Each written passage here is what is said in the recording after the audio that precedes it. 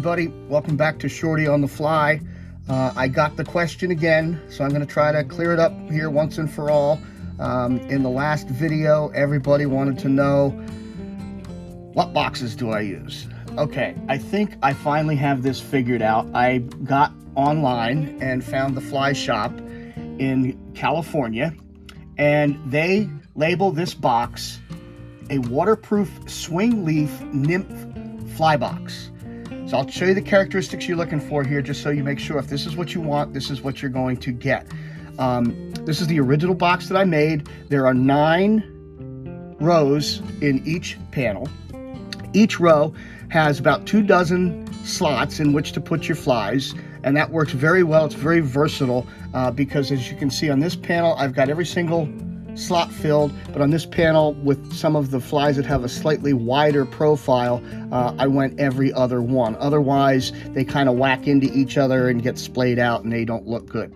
And then, of course, this is the key component, which is the really deep panel, which enables us to put dry flies in there without messing them all up. Now, I also have this one. This was my no hackle box, where I tried to put together an arsenal of flies that were usable any place, anytime, using no hackle whatsoever. It was a fun project, but you see the same things. I got the small nymphs over here. I use just about every slot in there, and in this box is like almost 900 flies in there.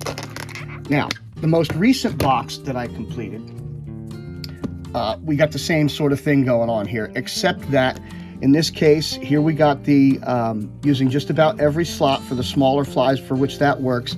But then over here, I went every other slot because the fly has a slightly wider profile and the beads get whacking into each other, and then they don't look good in there. But then the most important part here is the deep panel for the dry flies. And in this case, the dry flies that I have in here are all cripple patterns, like Quigley cripples, that sort of thing, until we get here, and that's trudes and some stone flies. But you can also see here I have this rather large stonefly nymph pattern, so I went every other one on that, just so we don't compromise the thoraxes and get things too close together. The most exciting thing is I recently found another one from our local shop, the Evening Hatch. And this is what the box looks like before we get started. Here's your panels for your nymphs here and here. And then here is this nice deep panel. You can see how deep that is in there. It's like 1.5 inches at least. And that's where we would put our dry flies, right here. Okay? So we've got a blank canvas on which to work. I will take your suggestions for what we're going to do in here. What is my theme going to be for this box?